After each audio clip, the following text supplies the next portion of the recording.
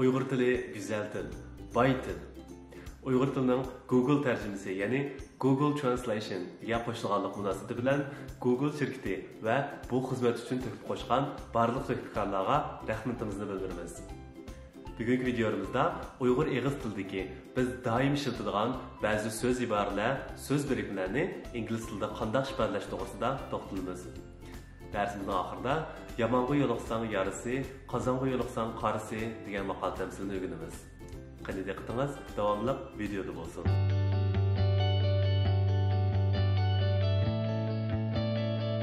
Salam do'stlar, welcome to English with Erkin YouTube channel. I'm Erkin. İngliz tilini yangicha, erkin va yengil o'rganmoqchi bo'lsangiz, bu kanalning yaxshi do'sti bo'ling. Tomdan tarsha tushgandek. Out of the blue.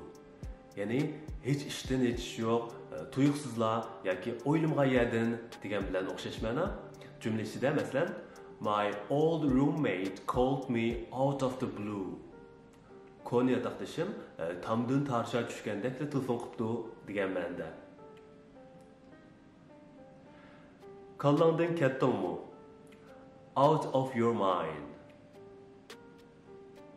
Bu yerda out bo'lsa sirt, mind bo'lsa o'y xiyol, zehn degan ma'noda. Are you out of your mind degan bu jumla ingliz tilida ham intayin kam qo'llandi. Xuddi biz deydigan kallangdan ketdingmi nima degan jumla bo'ldi. Kechami kunduz 24/7. Bir kun degan 24 soat bo'ldi, bir haftada 7 kun bo'ldi. Demak, 24/7 degan bu ifodalash shakli har vaqt, har zaman degan ma'noda biz deydigan kechami kunduz degan ifodalash shakliga tatbiqlasak bo'ldi. Masalan, having a kid is a 24/7 job. Bolasi bo'lish demak, kecha kunduz bosh tortib bo'lmaydigan xizmat degan ma'noda. Ma'lum bir ishlar eg'ir kelayotgan biriga chidivat yoki bu kunlarmi o'tib ketadi deb tasalli beramiz Uyg'ur tilida. Bu ingliz tilida bo'lsa hang in there deb ifodalandi. Masalan, siz balkim o'quvchiga nisbatan imtihon mazgili odatda eng jiddiy, eng aldirash mazgil bo'ldi. Imtihonning besimdan intayin jiddiylashgan birisiga hang in there, exams are almost over desangiz, chidivat, imtihonlar oxirlashay deb qoldi degan ma'noda bo'ldi.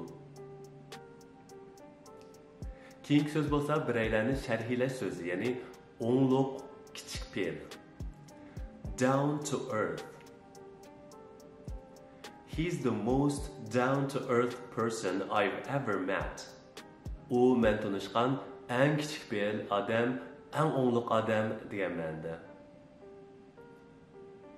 Gap agitmak, gap cho'rgilatmak.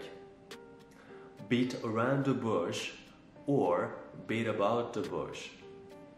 Masalan, don't beat around the bush, get to the point. To'liq gapni cho'rgilatmay, maqsadni udil degan ma'noda. Agar biraylar qattiq ochiqlanib, chechilib, o'zini tutib olmasa, Uyg'ur tilida o'zingni tutib ol deymiz. Ingliz tilida ham o'xshab ketadi. Pull yourself together.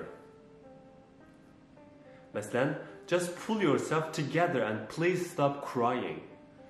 Desak, o'zingni tutib ol, hayajoningni besib ol, yig'lashni to'xtat degan ma'no bo'ldi. Omad yor bo'lsin. Fingers crossed. Bu xil fingers crossed degan ifodalash shakli va bu xil qo'l harakati xuddi wish you good luck degan bilan o'xshash ma'noda bo'ldi. Omad yor bo'lsin degan ma'noni ifodalaydigan yana bir idiom shakli bo'lsa break a leg. Break a leg.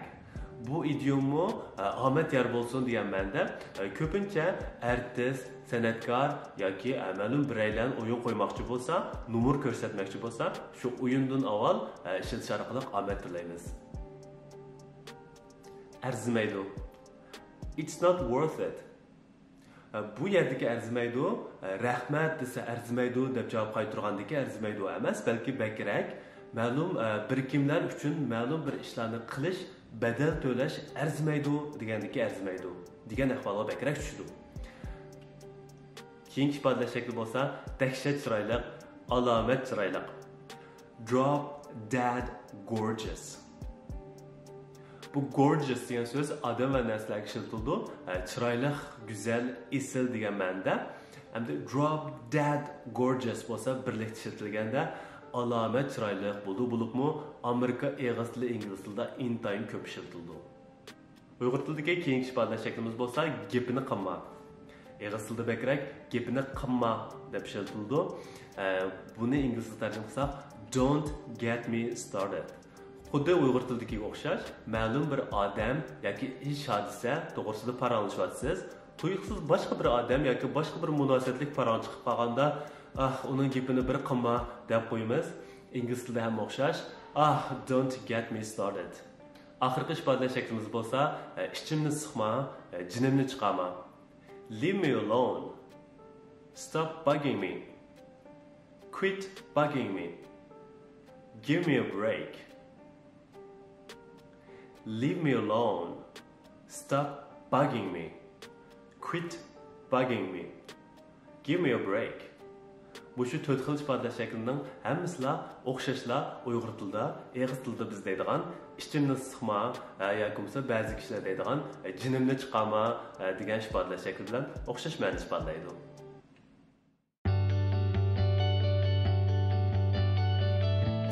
Konular qozonga yo'liqsang qarisi, yomonga yo'liqsang yarisi deb noyit to'g'ri aytgan. Haqiqatan bu qanday kishilar bilan do'st bo'lib aralashsangiz, bilib bilmay tabiiy holda shu kishilarning ta'siriga uchraysiz. Muvaffaqiyat qozongan yoki to'xtamay ilgarilayotgan ilg'or idealik, ilg'or fikrlik, ijobiy energiyali kishilar bilan quyuq aloqada bo'lsangiz, shu kishilarning yaxshi odatlariga egasiz. Tarqatgan nuridan siz ham yo'riysiz. Aksicha davomli bir ishlardan voysiydigan, ho'run, mishchan, passiv, boshqalarni ko'rolmas kishilar bilan aralashsangiz, turmushingizda hech bir olg'a ilgarilash bo'lmayli qolmasdan, balki chiqqili bo'lmaydigan bir patqoqqa bitib qolayotgandek his qilasiz. O'zingizni asta-asta tugashtirsiz. Demak, qozonga yo'liqsang qarisi, yomonga yo'liqsang yarisi yo'qidi degan gap. Bu xil ideya ham hiligar bilan saxtpas to'y qilsa, makkor tug'ilibdi degan jumla bilanmi o'z ma'nosini topadi. Xo'sh, unda hozir bu jumla ingliz tilida if you fly with the crows, you get shot with the crows deb olamiz. If agar fly uchish crow qaga get shot o'q tutilish. Bugungi videomizning mazmuni mushagicha bo'ldi. Texnicha abonent bo'lmagan bo'lsangiz, tezdan abonent bo'ling. Har xil savollaringiz, taklif fikrlaringizni video ostidagi inkas qutisiga yozib qo'ying. Kelar hafta ko'rishaylik. Xayr xo'sh.